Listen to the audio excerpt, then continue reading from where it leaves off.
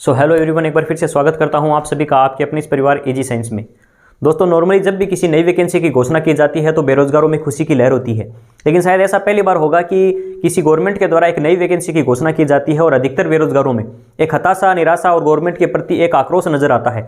और इसका सबसे बड़ा कारण है, हम सभी जानते हैं, पिछले 3 महीनों से एक मुहिम है जो पूरे राजस्थान में गूंज रही है। रीट के पद 50,000 किए जाए।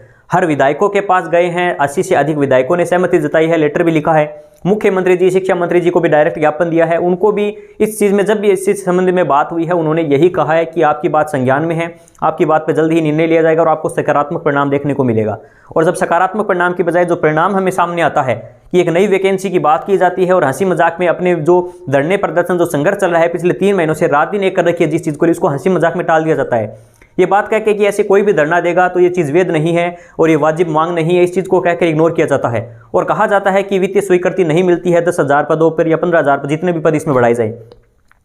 तो थोड़ी ही देर पहले ये बात कही जाती है एक प्रेस कॉन्फ्रेंस के अंदर, और उसके थोड़ी ही देर बाद गवर्नमेंट के द्वारा एक ट्वीट के माध्यम से घोषणा की जाती है कि 20,000 पदों पर एक नई वैकेंसी। अचानक ही 10-15,000 पर, जहां पर एक इस भर्ती में स्वीकृति, वित्तीय स्वीकृति नहीं मिलती है, वहां पर थोड़ी ही देर बाद वित्तीय स्वीकृति मिल जाती है 20,000 पदों पर नई वैकेंसी की।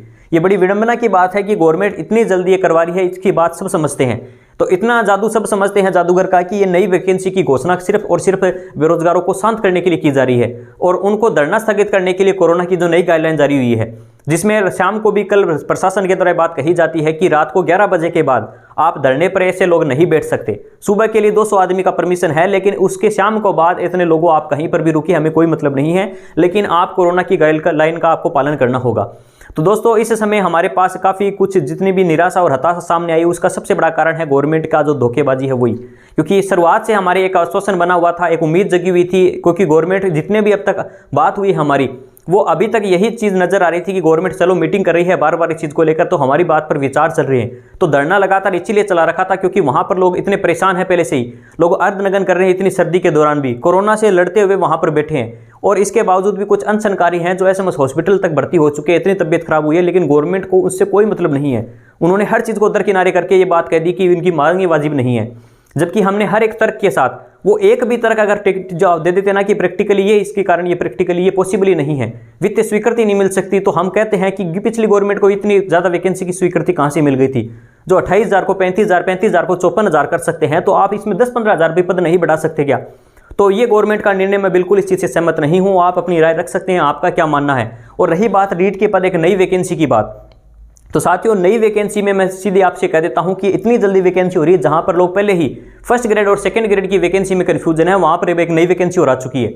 लोगों ने कोचिंगों में ज्वाइन कर लिया है, ऑफलाइन जितने भी है या ऑनलाइन उन्होंने कोर्स ले लिया है। लोग अपनी तैयारी में, बहुत से स्टूडेंट जुड़े हुए हैं, और जो नए स्टूडेंट्स हैं जिनकी गवर्नमेंट बात कर रही थी, नए स्टूडेंट्स को भी मौका मिलना चाहिए। तो पहली बात तो अपीयरिंग वालों को पहले ही शामिल कर लिया, हमें कोई उससे प्रॉब्लम नहीं थी। कॉमर्स वालों को शामिल कर लिया, ईडब्ल्यूएस का आरक्षण दिया, उसका भी कोई पद नहीं बढ़ाया गया। हर एक वाजिब कारण हमने बताया, उसके बावजूद आपने एक नई घोषणा इतनी जल्दी कर दी है, जहां पर मान लीजिए एक भर्ती पहले से ही पेंडिंग है, जिसकी कट ऑफ हो सकता है फरवरी या मार्च तक भी, अगर आप जल्दी से जल्दी करें तो भी आए। और उसके बाद सिर्फ 2 महीने बचेंगे उन विद्यार्थियों के लिए जो पॉइंटों से 1-2% से रह जाते हैं। आपको क्या लगता है 2 महीनों में वो इसकी तैयारी फिर से कर लेंगे? जो काबिल थे, जो ज़्यादा इस चीज़ को पाने के हकदार थे, उनका सिलेक्शन इस भर्ती में भी नहीं हो पाएगा और उस भर्ती में भी नहीं हो पाएगा। तो ये निर्णय किस काम का? और रही बात, इसमें नए स्टूडेंट्स को फायदा कहाँ से होगा? जो 2-3 सालों से रीट की तैयारी कर रहे हैं, उनके लिए 3-4 महीने काफ़ी होंगे इस चीज़ का रिवीजन करने के लिए, लेकिन ये रिवीजन का समय उनको नहीं मिलेगा जो पॉइंटों में रह जाएंगे। तो मेरी गवर्नमेंट से भी अपील है, जितने भी यूट्यूबर्स हैं, जितने सोशल मीडिया है, कोचिंग वाले, उनसे भी अपील है कि इसकी एग्जाम डेट से संबंधित एक बार सभी वीडियो बनाइए और गवर्नमेंट से अपील कीजिए कि इतनी जल्दी वैकेंसी निकालने की कोई जरूरत नहीं है। पहले फर्स्ट ग्रेड सेकंड ग्रेड करवा लीजिए, इसको सभी को मौका मिलना चाहिए, तैयारी के साथ सभी मैदान में उतरें और फिर कंपटीशन का मजा आएगा। ऐसे ही किसी भी प्रकार से आप कंपटीशन रखोगे तो कोई फायदा नहीं होगा किसी बच्चे को। जो 31,000 पदों में जिनका नंबर आएगा ना, 3 साल की वैलिडिटी होती है, इसी में सारे नंबर वही ले जाएंगे। जिनको गृह जिला अगर इसमें नहीं मिला, इसमें मिल गया, तो वो नजदीक आएंगे तो इसमें ले जाएंगे वो, क्योंकि इतनी इसकी कट ऑफ और उसकी कट ऑफ में फर्क कितना रहेगा। इतनी जल्दी वैकेंसी आ रही है, एक वैकेंसी कंप्लीट ही नहीं हो रही, दूसरी उसके ऊपर आ गई है, और इतनी जल्दी वित्तीय स्वीकृतियां भी मिल रही है जहां पर इसमें वित्तीय स्वीकृति नहीं मिल रही है।